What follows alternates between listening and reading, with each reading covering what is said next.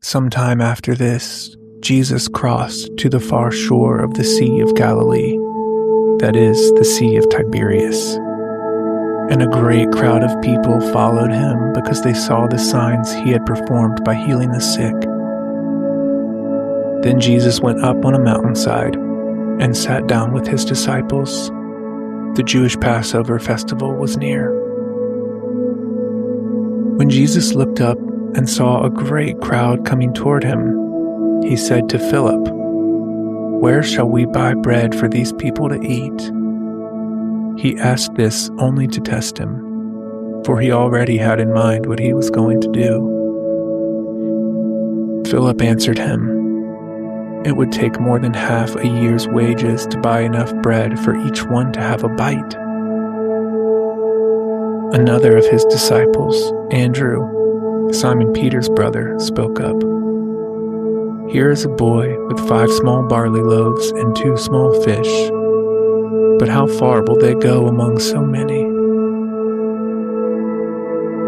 Jesus said, "Have the people sit down." There was plenty of grass in that place, and they sat down. About 5,000 men were there. Jesus then took the loaves, gave thanks, and distributed to those who were seated as much as they wanted. He did the same with the fish. When they had all had enough to eat, he said to his disciples, "Gather the pieces that are left over, let nothing be wasted."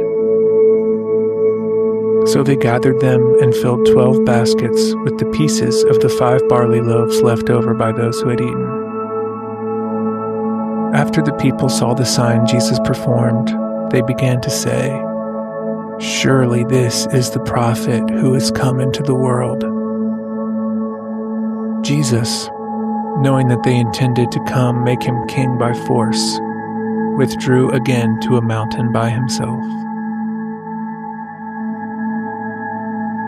When evening came, his disciples went down to the lake, where they got into a boat and set off across the lake for Capernaum. By now it was dark, and Jesus had not yet joined them. A strong wind was blowing and the waters grew rough. When they had rowed about 3 or 4 miles, they saw Jesus approaching the boat, walking on the water, and they were frightened.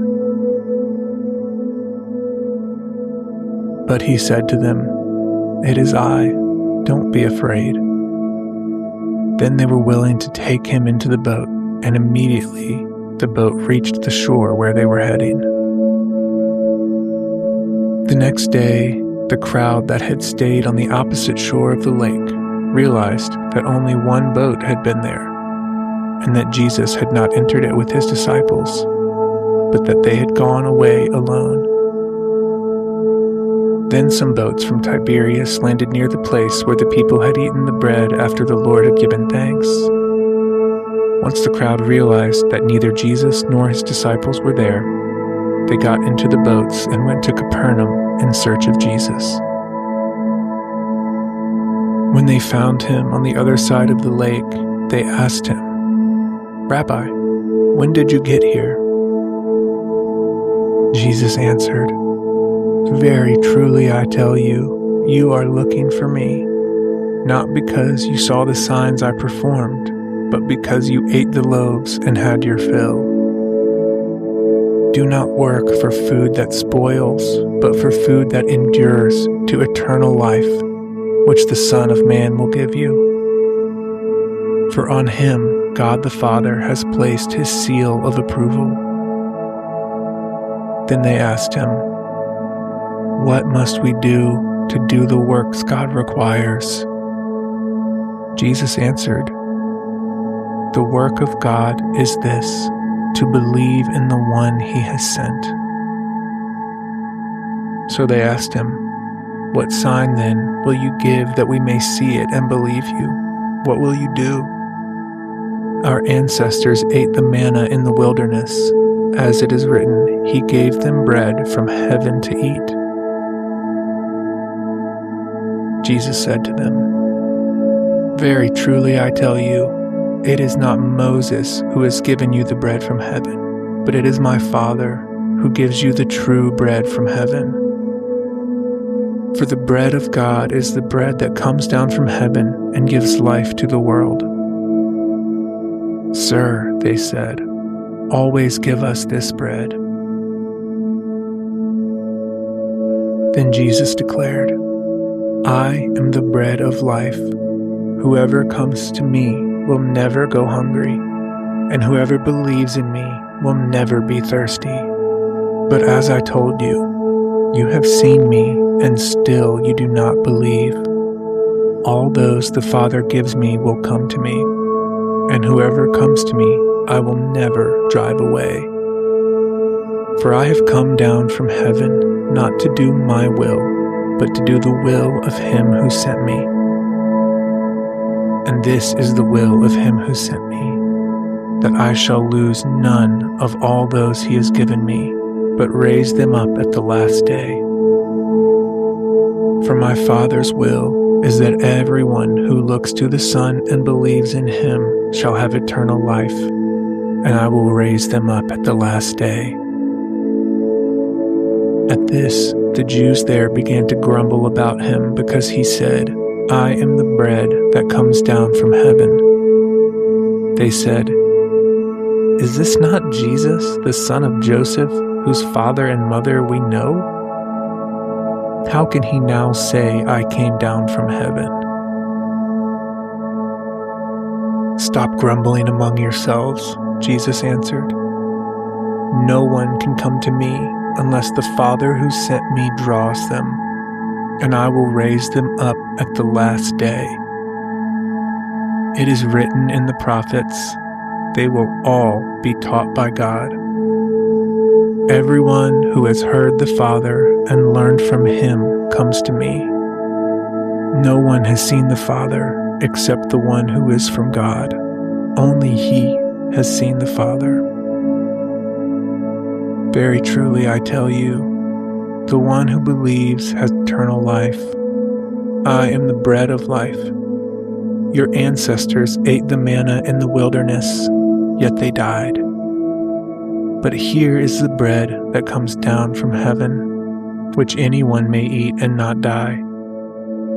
I am the living bread that came down from heaven. Whoever eats this bread will live forever. This bread is my flesh, which I give for the life of the world." Then the Jews began to argue sharply among themselves. "How can this man give us his flesh to eat?" Jesus said to them, "Very truly I tell you, unless you eat the flesh of the Son of Man and drink his blood, you have no life in you. Whoever eats my flesh and drinks my blood has eternal life, and I will raise them up at the last day. For my flesh is real food, and my blood is real drink. Whoever eats my flesh and drinks my blood remains in me, and I in them. Just as the living Father sent me, and I live because of the Father, so the one who feeds on me will live because of me. This is the bread that came down from heaven. Your ancestors ate manna and died, but whoever feeds on this bread will live forever." He said this while teaching in the synagogue in Capernaum. On hearing it, many of his disciples said, "This is a hard teaching. Who can accept it?" Aware that his disciples were grumbling about this, Jesus said to them, "Does this offend you? Then what if you see the Son of Man ascend to where he was before? The Spirit gives life. The flesh counts for nothing.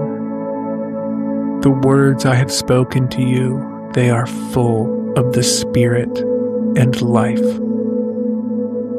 Yet there are some of you who do not believe." For Jesus had known from the beginning which of them did not believe and who would betray him. He went on to say, "This is why I told you, that no one can come to me unless the Father has enabled them." From this time, many of his disciples turned back and no longer followed him. "You do not want to leave too, do you?" Jesus asked the 12. Simon Peter answered him, "Lord, to whom shall we go? You have the words of eternal life. We have come to believe and to know that you are the Holy One of God." Then Jesus replied, "Have I not chosen you, the 12? Yet one of you is a devil." He meant Judas, the son of Simon Iscariot, who, though one of the 12, was later to betray him.